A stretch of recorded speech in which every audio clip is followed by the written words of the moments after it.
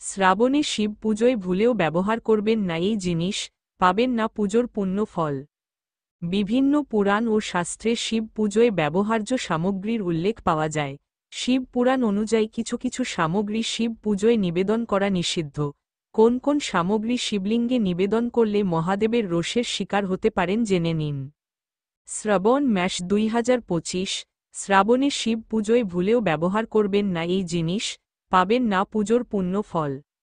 বিভিন্ন পুরাণ ও শাস্ত্রে শিব পুজোয় ব্যবহার্য সামগ্রীর উল্লেখ পাওয়া যায়। শিব পুরাণ অনুযায়ী কিছু কিছু সামগ্রী শিব পুজোয় নিবেদন করা নিষিদ্ধ। কোন কোন সামগ্রী শিবলিঙ্গে নিবেদন করলে মহাদেবের রোষের শিকার হতে পারেন যে শ্রাবণ মাসে শিব পুজোর বিশেষ কিছু নিয়ম সম্পর্কে উল্লেখ রয়েছে শিব পুরাণে।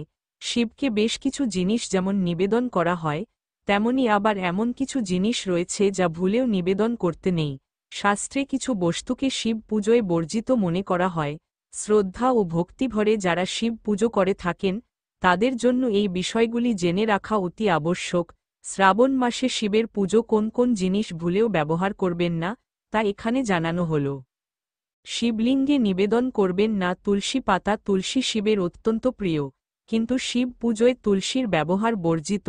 পৌরাণিক কাহিনী অনুযায়ী তুলসী শিবের অপমান করেছিলেন, যে কারণে শিব পুজোয় তুলসী পাতা ব্যবহার করা হয় না। শিবলিঙ্গে তুলসী নিবেদন করলে পুজোর পুণ্য ফল হ্রাস পায়। শিবলিঙ্গে নিবেদন করবেন না হলুদ। সৌন্দর্য, বিবাহ, নারীত্বের প্রতীক হলুদ।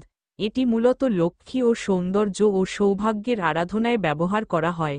অন্যদিকে শিব তপস্বী, বৈরাগী, অঘরী। তিনি সাংসারিক সৌন্দর্য থেকে অনেক দূরে, তাই শিবলিঙ্গে হলুদ নিবেদনেও নিষেধাজ্ঞা রয়েছে। শিবলিঙ্গে নিবেদন করবেন না কেতকীর ফুল। শিব পুরাণ অনুযায়ী কেতকীর ফুল শিবের সামনে মিথ্যা সাক্ষী দিয়েছিলেন, যার ফলে শিব রুষ্ট হয়ে তাকে অভিশাপ দেন যে তার পুজোয় কখনো কেতকীর ব্যবহার করা হবে না। শিবলিঙ্গে কেতকীর ফুল নিবেদন করলে পুজো নিষ্ফল হয়। শিবলিঙ্গে নিবেদন করবেন না কেতকীর ফুল। শিব পুরাণ অনুযায়ী কেতকীর ফুল শিবের সামনে মিথ্যা সাক্ষী দিয়েছিলেন, যার ফলে শিব রুষ্ট হয়ে তাকে অভিশাপ দেন যে তার পুজোয় কখনো কেতকীর ব্যবহার করা হবে না। শিবলিঙ্গে কেতকীর ফুল নিবেদন করলে পুজো নিষ্ফল হয়। শিবলিঙ্গে নিবেদন করবেন না এমন বেলপাতা। একটি মাত্র বেলপাতা নিবেদন করলে শিব পুজোর পূর্ণ ফল পাওয়া যায়, কিন্তু এই বেলপাতা নিবেদনও বিশেষ কিছু নিয়ম মেনে চলতে হয়। শাস্ত্র অনুযায়ী ছেঁড়া, 2 পাতা বিশিষ্ট, কাটা বেলপাতা শিবলিঙ্গে নিবেদন করতে নেই। ছেঁড়া বেলপাতা নিবেদন করলে পুজো অসম্পূর্ণ থেকে যায় ও পুজোর পুণ্য পাওয়া যায় না। শিবলিঙ্গে নিবেদন করবেন না ডাবের জল। শিবলিঙ্গে ডাবের জল নিবেদন করা নিষিদ্ধ। শিবকে শুধুমাত্র শুদ্ধ জল, গরুর দুধ, দই, ঘি, মধু, গঙ্গাজল নিবেদন করা উচিত, তা না হলে পুজো অশুদ্ধ হয়। শিবলিঙ্গে নিবেদন করবেন না শঙ্খ থেকে জল। সমুদ্র মন্থনের সময় শঙ্খের উৎপত্তি। শঙ্খকে দেবী লক্ষ্মীর ভাই মনে করা হয়, আবার লক্ষ্মী নারায়ণের পুজোয় শঙ্খ ব্যবহৃত হয়।